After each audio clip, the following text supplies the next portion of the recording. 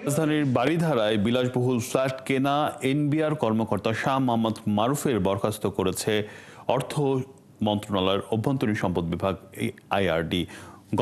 গতকাল এই সংক্রান্ত আদেশ জারি করা হয়েছে। সম্প্রতি অতিরিক্ত আয়কর কমিশনার শাহ মোহাম্মদ মারুফের অবৈধ সম্পদ নিয়ে প্রতিবেদন প্রচার করে ৭১ টেলিভিশন। আদেশে বলা হয়, দুর্নীতি পরায়ণতা অভিযোগের মারুফকে বরখাস্ত করা হয়েছে। বরখাস্ত হলেও খোরপোশা ভাতা পাবেন এবং এই কর্মকর্তা। দুর্নীতির মাধ্যমে মারুফের বিরুদ্ধে বিপুল পরিমাণ সম্পদ অর্জনের অভিযোগ ওঠে।